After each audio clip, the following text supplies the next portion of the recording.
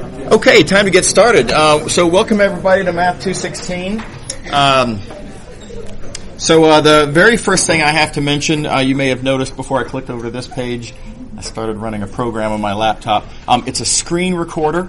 I do recordings of a lot of the lectures that I give in my teaching. So this will be one of those lectures. I'm going to be recording this entire talk. So let me talk a little bit about before I get ahead of myself, the reason I have to tell you this is kind of for legal reasons, right? So if you ask a question, there's a possibility to some extent your voice might get picked up on the microphone. This recording is going to go up on YouTube. Y'all have seen those recordings. Just in case, like what if one of them goes viral, right? You've been warned, right? You might be on one of those videos. So, okay. Now, I am going to be recording a lot of the lectures that I give in this course, but pretty much it's going to be today and then a big skip. Well, I won't be recording any of the live classroom talks during the flip portion of the course because you already have the pre-lectures. Right? The big idea of recording the talks is so that you have a video reference on the material. But then once we're out of the flipped portion of the course, once we're into the traditional portion of the course, then I'll start video recording, with the screen recorder, the lectures again. The reason I'm recording today, even though this is during the flip portion, is that we're going to talk about a lot of logistical details, and I think it's important that everybody have a video reference to that. Among other things, some students will add the course between now and the add deadline. So, anyway. All right, so here we go. First, a quick thing. If you are thinking about the possibility of doing a second major in math, or if you're in Trinity and are thinking about a first major in math, or if you're thinking about doing a minor in math, come talk to me. If you're doing a major in math, this is definitely not the right course for you to be taking. If you're doing a minor, there's considerations there, pros and cons. Anyway, come talk to me and let's bat around the various considerations and make sure you're in the right class. Okay. All right, moving along. The class website. I emailed y'all a few days ago, I guess, with the class website. This will take you to it. The class website is right here. There's a lot of good information on here. I would encourage you to bookmark this page. There's a list of my office hours. The TAs are listed here. The links right underneath their names go to their pages, and let's see, I think Siming already has his up here. Yeah, so he's got his office hours listed. That may be changed sometime soon, I'm not sure. Okay, bunch of other stuff. Well, first let me just scroll down. You can see there's a lot of discussion here. One of my favorite things on this webpage are these two discussions here, recommendations concerning schedule. There's one for the flip portion of the course. There's one for the traditional portion of the course. And really the big thing to notice is how many items there are on here. This is a, kind of, I don't want to say quite every day, but most days kind of a thing. So I hope y'all will read through this and think about, for each one of the items listed here, think about how you already are or can, start to incorporate these ideas into your Math 216 strategy. Okay. All right. But a bunch of other stuff here. There's a page linked here called General Policies. A bunch of different policies about various different things. You need to know what all the course policies are for this and that. You don't have to memorize them, right? But you should at least have seen them. Duke Community Standard, attendance, calculators, blah, blah, blah. Okay, so that's where all that is. Make sure to read all of that. This general comments page is mostly just advice. This is an accumulation of many years of my teaching and feeling like there's certain mistakes that students make when they approach, taking a math class. And so over the years, as these problems, as I identify what these mistakes are, I, address them with a comment on this page, and it's added up over the many years to a lot of comments. So I want to encourage y'all to please read all of this. Feel free to, skim if you feel like you already understand the point being made. But definitely expose yourself to these ideas. Next page is about graded items, various different kinds of graded items. And, What are you allowed to assume on an exam question? How do you interpret various grades at different points in the semester? Things like this. So I'll be using the term fair game when I'm describing, what you might expect to see on a midterm exam. So what precisely do I mean by fair game? All of this stuff is discussed on this page. A little bit of a discussion here on proofs. We are going to be doing some proofs in this class, nowhere near as much as Math 221. Right? Math 221 is for math majors. Proof is a very important, it's one of the big important features of Math 221 and a math major. In Math 216 it'll be significantly less, but still significant, still an important part of the course. So anyway, what is a proof, and does this count, and am I allowed to blah, blah, blah? A lot of those questions are addressed on this page, so make sure to read through this. Okay, lastly on that line, this page describes exactly how grades are going to be determined, course grades are going to be determined in this class. It's a new grading system.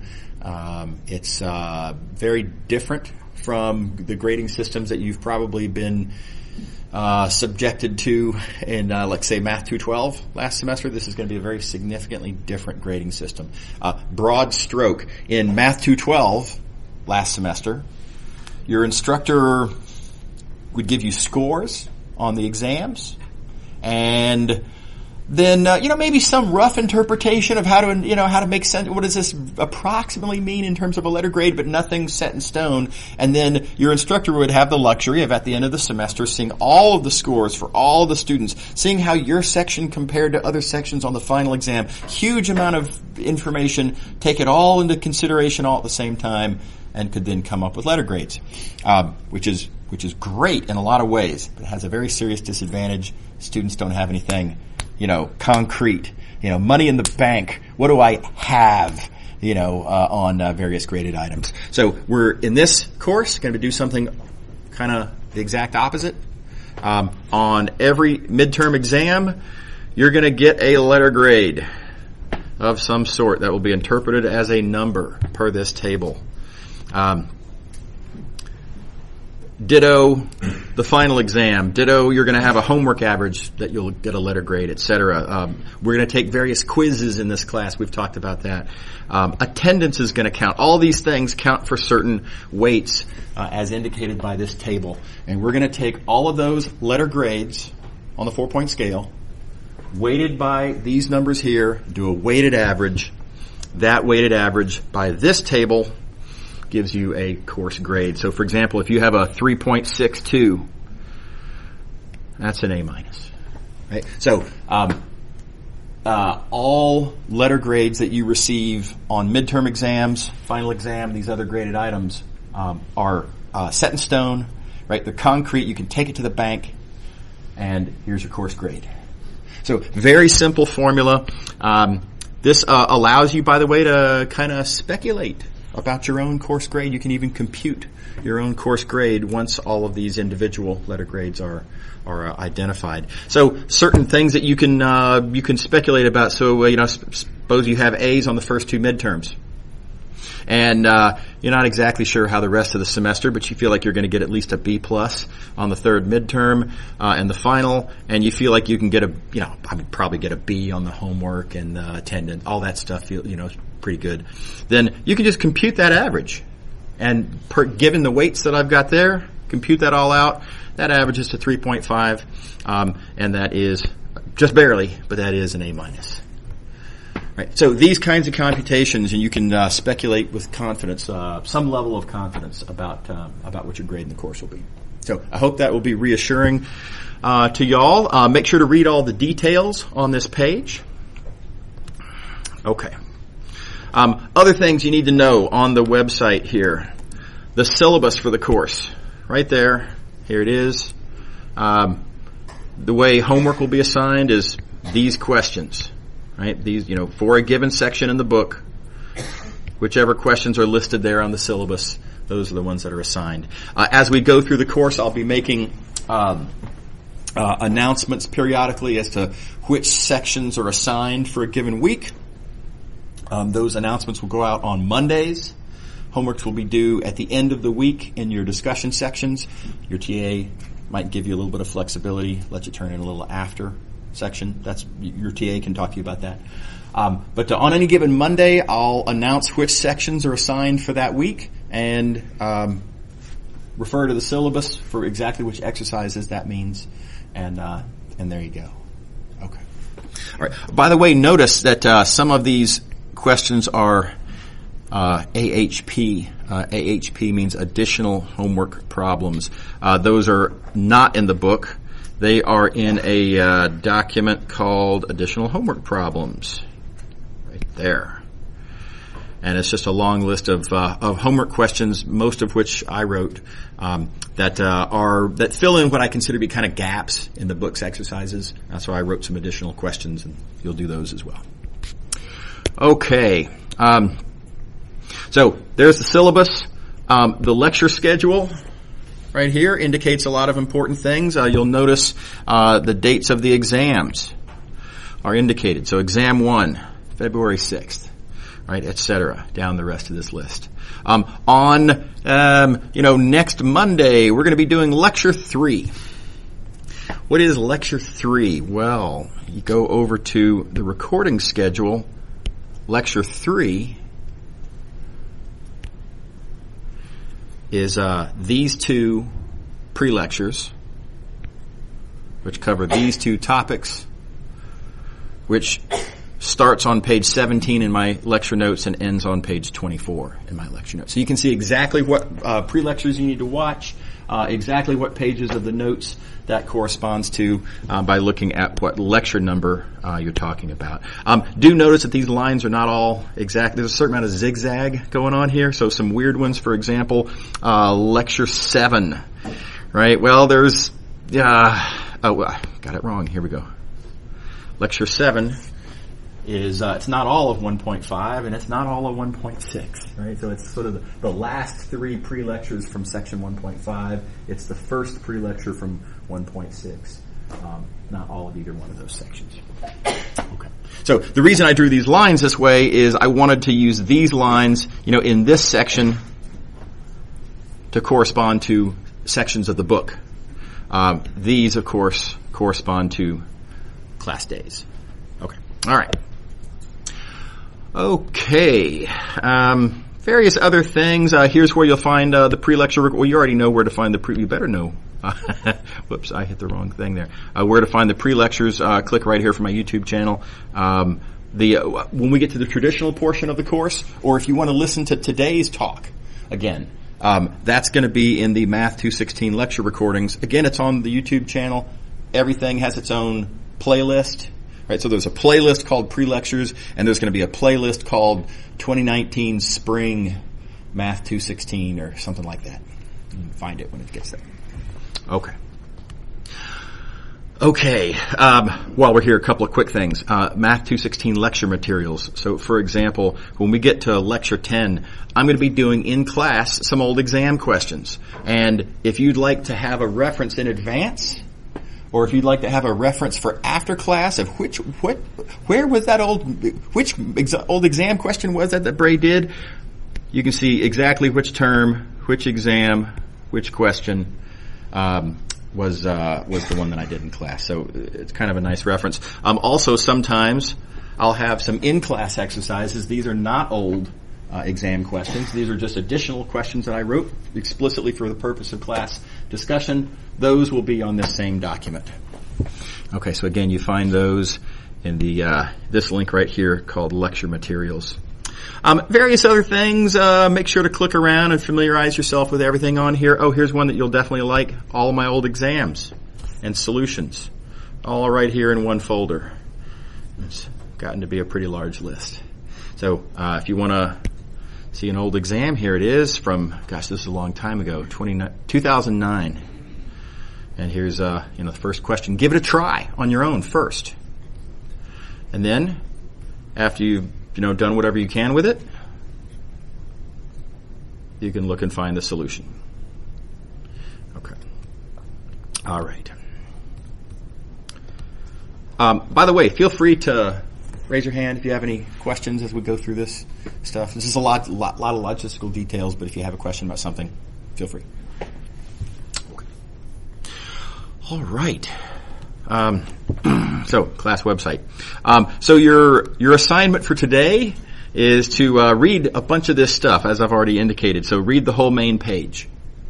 All of the links in the course information section, I think there's 5 of them at this point. Make sure to read all of those links. And again, that's a lot of reading. So please do that. You don't have to read everything and every other link on the web page, because there's too much stuff, right? But I think it's a good idea to click around and make sure you know what's there. Just kind of explore a little bit and make sure you're familiar with the website.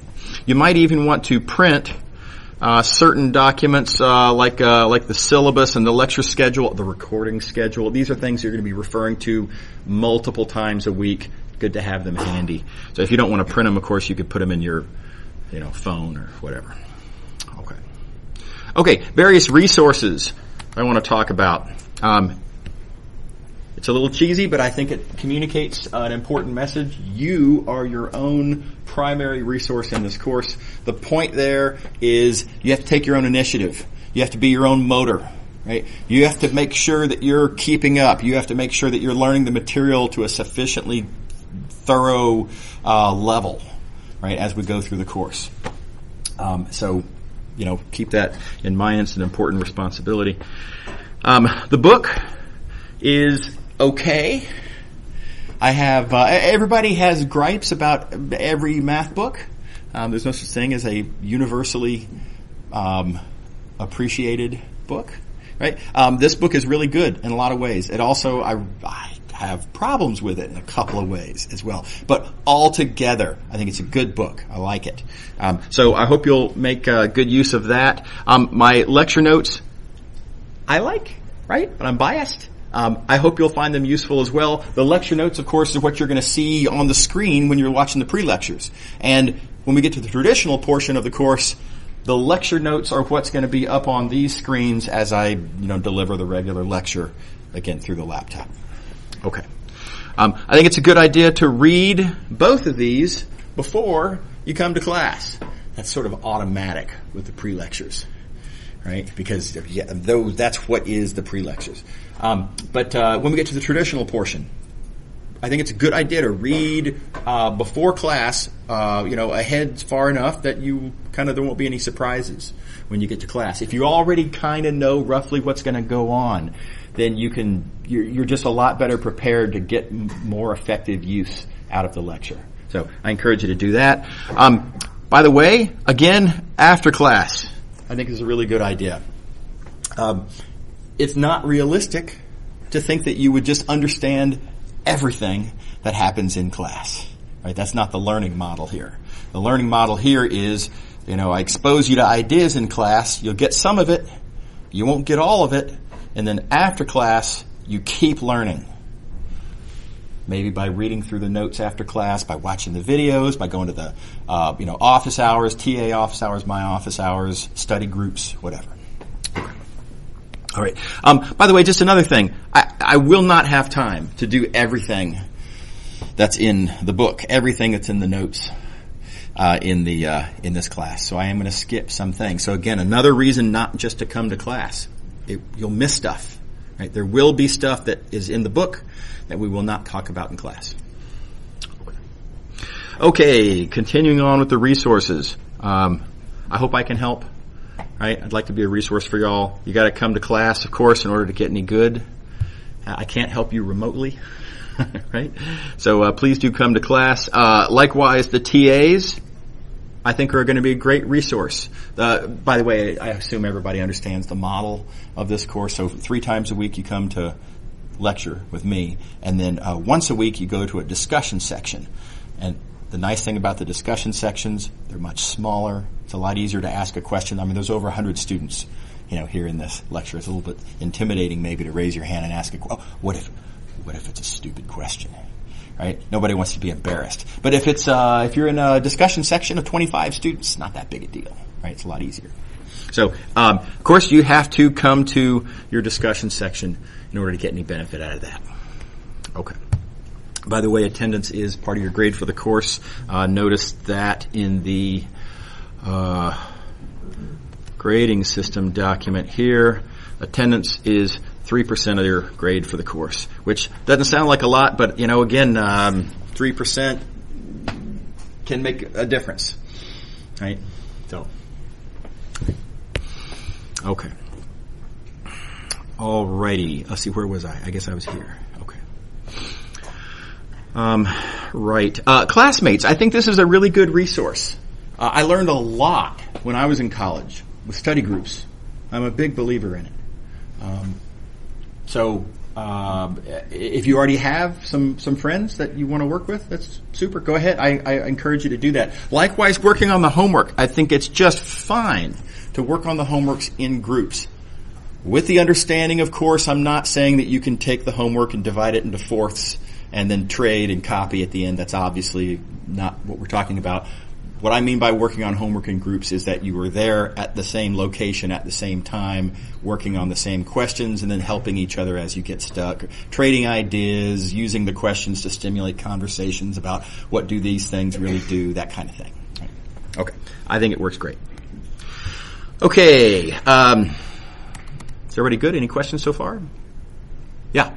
Are we going to be testing this on stuff you don't cover in the lecture? Kind of, a little bit. I'm going to talk about that at length in the next little section here. So let me get to, ask me again if I don't answer your question in this next section. Anybody else? Okay. All right. Okay, so let's talk about the expectations of the course. A lot of what's said in these various different bullet points here are kind of the same point from a different angle. So I'm going to be kind of repetitive in talking this through. But anyway, here's a first point of view on this. There are kind of three different levels of comprehension that we want you to achieve. The first being the obvious one. Of course, you're going to need to know certain facts. Of course. And you're going to need to know how to execute certain algorithms. Well, sure. Right? I mean, presumably every math class you've ever taken, there's been algorithms you need to know how to do. And formulas that you have to know. Okay. All right. So not every math class, tragically, requires you to actually know what any of that means. Right? So I want to be perfectly clear here. This is one of the important aspects of this class that you are expected, you will be tested on whether you understand the ideas in play. Right? And it's going to be, in important ways. And then lastly, and partly as a way of getting at item 2 here, on the exams, you're going to be expected to be able to solve application problems that are unfamiliar, that you haven't seen. This gets to your question. Kinds of applications that aren't exactly like what I've shown you in class. Seemingly just different kinds of questions, right? Now, how is that fair? Well, it's fair because even though these are different kinds of questions, they are questions which can be attacked by the exact same ideas that we've covered in class, right? So this is a great way to test and see, do you really understand the ideas? If you really understand the ideas, then you'll be able to do those application questions. And if you don't really, if all you've done is kind of memorize, hey, when I see this, then I do this. Unfamiliar situations, you're not going to have what you need, and it won't go well. Okay. All right. So that's the missed. That is the three things that I want you to get out of this class. Okay. Now I'm going to say kind of the same things now from different points of view. I think y'all are all pretty familiar with Wolfram Alpha, I suspect. Anybody? Well, anyway, if you're not familiar with Wolfram Alpha, go to wolframalpha.com, and you can do these amazing things. You can type in like English, kind of syntax. You can say, integrate sine cubed of x from 0 to pi. Click, right, and boom, it gives you the answer. It's remarkable. right? It'll do indefinite integrals, antiderivatives as well. It's amazing, right? Okay, so this is part of my answer to the question of, why is it not enough to memorize algorithms? The old, what I like to call the high school approach to math of here, when you see this, do that. They just plug and chug in the following ways. Because Wolfram Alpha can do that. And it's free. Right? So when you're thinking about, how, what do you bring to the table as a candidate for a graduate student, position or, a job candidate in industry or something like that. Let's see, it says here, you linear algebra. Oh, okay. What can you do with linear algebra? If the only thing that you can do with linear algebra is be a slower, less reliable alternative to a free website, doesn't bring anything to the game. Everybody see what I'm talking about? Anyway, it's kind of like with arithmetic, right? Math classes, high school math classes back in the old days, way back in the pre-calculator days, there was a lot of arithmetic. I saw a 1950s trigonometry textbook one time, and about half of it was about how to compute the values of these functions using like trig tables and various other tricks, aspects of the functions. Just so that which you can now do on your iPhone and click, right? I mean, those little trivialities of arithmetic used to be a kind of a big deal. Now nobody needs that anymore. Okay, so keep that in mind. Wolfram Alpha can do all of that. If you want to make yourself useful in a way beyond of what a free website can already do for you, you need to understand, you need to be able to apply to unfamiliar situations. Wolfram Alpha cannot do those things. I suspect never will, but that's speculative. Okay. Here's a related point of view. Same thing from with different terminology. Some students sometimes say, well, why can't you just show me exactly what math skills I'm going to need as an engineer in the future, and just show me those, and why do I need to understand the idea? Just show me exactly what I'm going to need to be able to do. Right? And big problem. I don't know. Right? Not only do I not know everything that's being done with linear algebra right now, nobody knows what's going to be going on in engineering as pertains to linear algebra in a few years, right? 5 years, 10 years. If you're going to be, working as an engineer, 20 years from now, nobody has the slightest idea. Rampant speculation, right? But nobody really knows.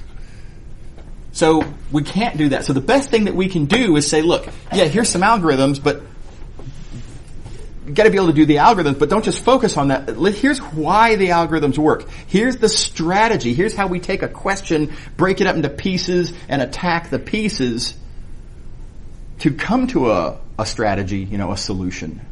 See how that works, right?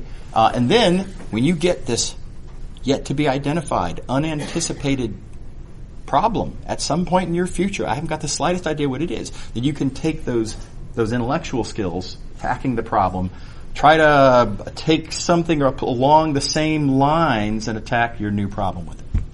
Okay. All right. On exams, with the idea in mind that, we're interested in how well you understand the material. It's not just a matter of whether you can execute algorithms, right? So, it's not that. We're going to be interested in this. We're going to be interested in how well do you communicate your ideas? Is your process valid? Is your reasoning valid? Is your reasoning complete? Do you communicate clearly? Right? If you understand ideas really, really well, you can just state the ideas. So this is what we're going to be looking for when it comes to grading. It's not going to be just, did you get the right answer at the end? Right, so keep this in mind. This is a huge point as pertains to how you should approach taking a test in this class, and likewise, for practice purposes, how you should approach doing the homework in this class. Show your work, and really that undersells it. It's more important than just showing your work. Explain your thought process, right? Demonstrate understanding of the ideas that the existence of this question is clearly motivated by, right? What are we trying to get at? Give it to us, right? So, how you explain yourself, the completeness of your process, validity of the ideas, that kind of thing. Make sure you communicate that to us in writing when you answer questions. Same point, different perspective. Don't use your writing on an exam as just a tool for yourself, so that you don't have to work it all out in your head. You are not the target audience of what you write, right? The grader is the target audience of what you write on an exam. So explain it to the grader. Don't just kind of jot down notes for your own sort of personal purposes. Okay. Exams are not just like the homework. Well, sure, right? Of course not. We want to test your ability to deal with unfamiliar situations. It follows that it has to be not just like the homework. Right, so again, this is another thing that we see semi-regularly. Students say, hey, this exam, it wasn't like the homework. Well, yeah, right, of course it wasn't. Right? It's supposed to be different. So be prepared for that. Okay.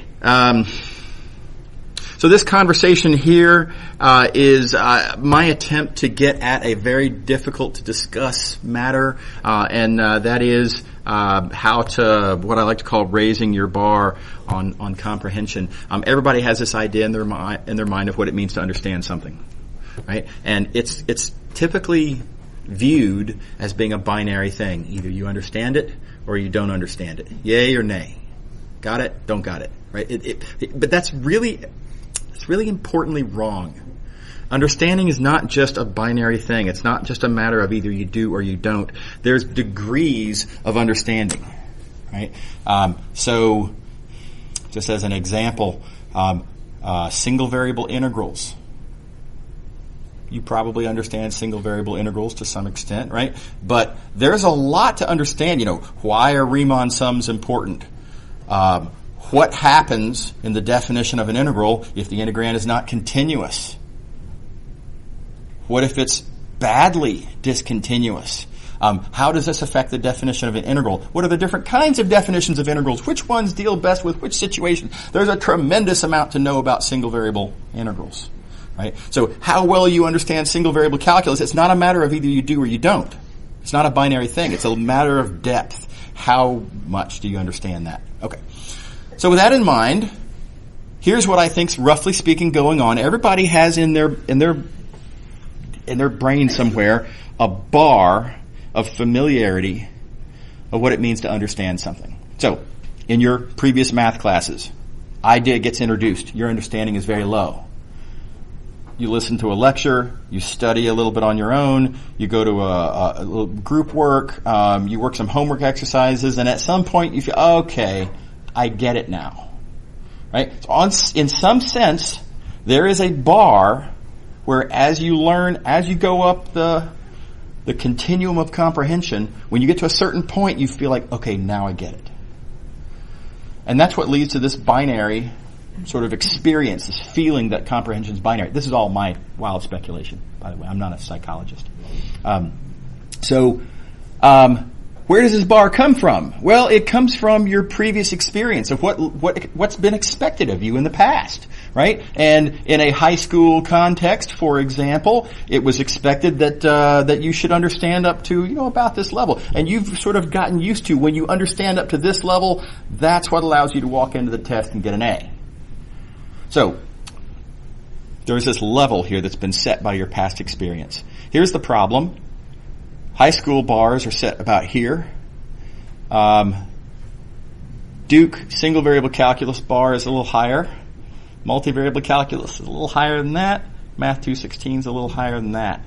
Right? So if you're currently operating with a bar that's, let's say, right here, right? Your bar is currently here. Math 216's bar is here. The danger is that you will study up to the point where you get that, oh, I get it now, that feeling of satisfaction based on where your bar is. You will stop studying at this level. The test comes in at this level, and it doesn't go very well. Everybody see the problem? Right? So the solution to this problem is you've got to figure out how to, in advance, raise your own internal bar. How to expect a little bit more of yourself than you've expected of yourself in the past. I don't know how to make any of this precise. There's no standard, SI units of comprehension. So I can't quantify any of this. Right? But I just want you to be aware of this problem that you are going to have to kind of raise that bar. So here's a couple of tools that I think, very back of the envelope, but I think useful. One is, look at all my old exams. Right? Look at the solutions that I've written for my old exam questions. Those solutions, the level of difficulty of those problems are a pretty good representation of what kinds of problems do I expect you to be able to handle, and what quality, what level of rigor, what level of analysis do I expect you to be able to answer them with. So that's a pretty reasonable reference point, in a sense. So definitely, look carefully at those and, think about it from that point of view. Here's another one, and we're on to, how to gauge your level of comprehension. Very, very rough, but if you kind of want to be honest with yourself at some point about, do I understand this well enough, or do I need to dig further in this one little, area? A little game you can play with yourself. Ask yourself, hypothetically, would I be able to get up in front of a group of, let's say, 5 or 6 classmates and explain this idea in let's say a 15-minute presentation, right? Not a whole class. It's very psychologically intimidating to get up in front of 100 students or something like that. So let's not introduce, but 5 or 6, friends even, let's say, right? How would you feel about explaining this idea for 15 minutes? And if you think to yourself, oh gosh, I wouldn't know where to begin. What would I say? I'm not sure how I'd even start with that. That's a sign that you probably need to dig more deeply, right? On the other hand, if you think, okay, well, I'm going to have to organize my thoughts, and I'm going to have to, think through some details, and I'm going to have to kind of plan how I'd want to, say this the best. But 15 minutes. Yeah, I've got a lot to say about this. I'm sure I could fill 15 minutes, right? Well, then that's a much better sign, right? So now, I'm not proposing you actually do this, but if you just propose the question hypothetically in your mind, and be honest with yourself, do you feel good about this, or does this seem like a scary concept? That can be a good sign of where you are in learning that material. So whatever that might be worth. Okay. No news here. This is a hard class. The one thing I do want to let you know is that this does accelerate throughout the term, kind of like Math 212 did. Y'all saw that last term. And Math 212, roughly speaking, does about like that. Right? So chapter 15 in Math 212 is much more challenging, correct me if I'm wrong, than chapter 12 was. So Math 216 it's not terribly different. It's, I don't know, it's maybe more like, kind of like that or something. It's a little bit more challenging at the end than it is at the start. You know what? Maybe here's a better picture. Something like that. The first couple of weeks is not really a whole lot. The first couple of things that we're going to do is a very limited set of tools that we have to work with. But it ramps up pretty quickly, I'd say. But nevertheless, it remains that at the end of the course, it's a little harder than it was at the beginning of the course. So keep that in mind. If you do your time management based on, your first week of Math 212, and, how much effort do I have to put? Well, for the first week of the class, this was no big deal, right? Well, then after the course starts to kick in and the challenge starts to rise, you might find that your time management isn't working the way it should be. So anyway, keep that in mind. Keep reevaluating the amount of hours that you're focusing on the course. Okay, so we've already talked. we've already talked about lecture recordings. I think it's a great study tool. I hope you'll make good use of the lecture recordings when we get to that portion of the course. And, of course, I mean the pre-lectures in this flipped portion of the course. You have to watch them at least once, the pre-lectures. I encourage you to watch them as needed, right? And you don't have to watch whole things. Like if you've already watched them once and it's just that one part that you had trouble with, just watch that one portion over again, right? And then go to office hours and ask questions about that, just that one portion. And then watch just that one portion again. Okay. Attendance does count as part of your grade during the traditional portion of the course. The way that we're going to do that, there's way too many of y'all for me to check attendance sort of manually, right? So I'm going to write a several-digit number on the board down at the bottom here where it's visible, and that will be the answer to the attendance quiz that you will find on Sakai during class, right? And you will enter your answer. And you'll get it right if you type in the right number, and then that score will count toward your grade. So that's just my little hacky method of taking attendance as efficiently as possible. During the flip portion of the course, I don't directly count attendance, but attendance is the only way that you'll have a chance to answer the quiz question. And we're going to go to the quiz question in just a moment. It'll be pretty much the last thing that we're going to do in this class is answer the quiz question. Or do the quiz. However, be aware, going forward, the quiz will be the very first thing that we do in class. So 1:40 on the dot, I will put the question up on the screen. There's the question. You will have 5 minutes, right? If you come in 2 minutes late, you have 3 minutes, right? So make sure to be on time to give yourself the full chance at the quiz. The quiz will be on Sakai. Make sure that you can access Sakai from this classroom, right? That's your responsibility. If you can do it with your phone, cool. Otherwise, bring a laptop. One way or another, you need to be able to access Sakai. Okay, we'll do that in just a moment. Last thing I want to mention, if you want to form a study group, go ahead. Feel free to do that all on your own, right? I'm a big believer.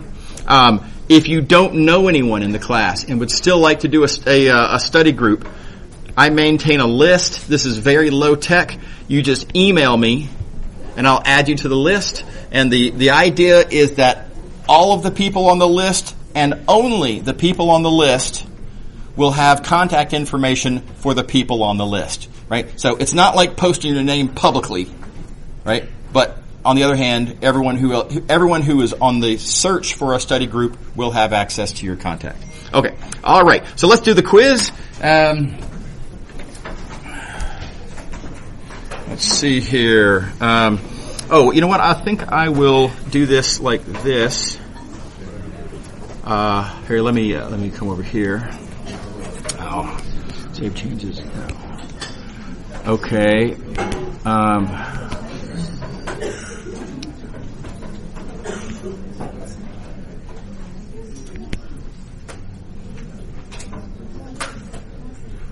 Okay, here's the quiz question.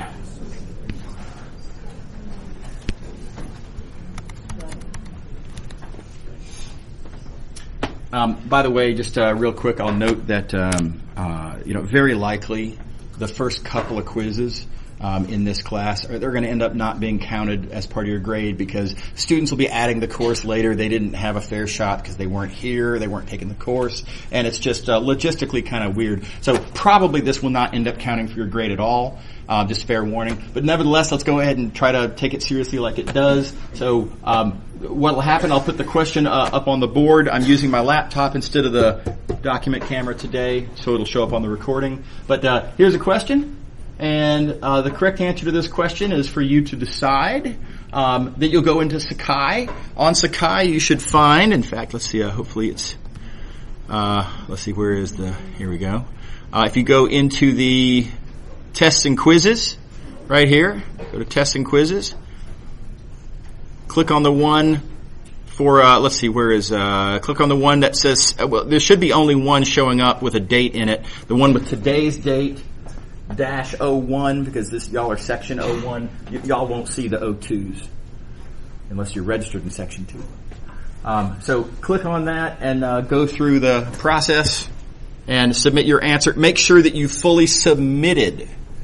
It's not enough to just type your answer and hit return. I think you have to select something like submit, and make sure you get your answer submitted. Yeah, question.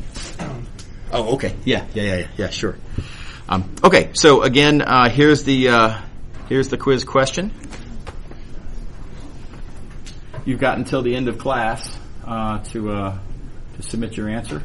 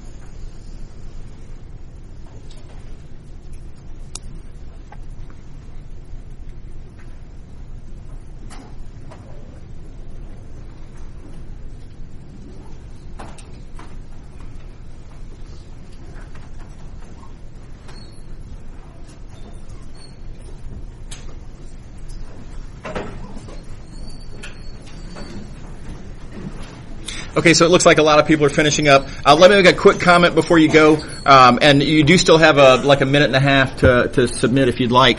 But I think there's a takeaway I want you to all get from this question, and that is, notice that even though this is kind of about the same kind of stuff that was in one of the pre-lectures, this is not, like we were talking about, this is not just a regurgitation of a fact that was on the pre-lectures.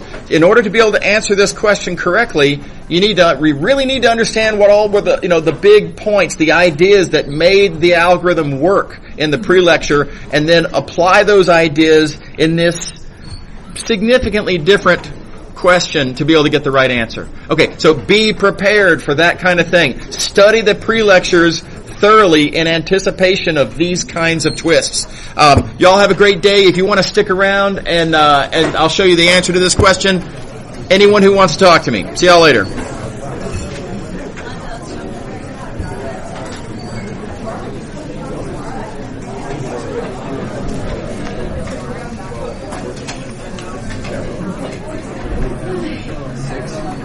Yeah, give me just a second here. Oh, let's see. I was going to stop the. Hang on a second.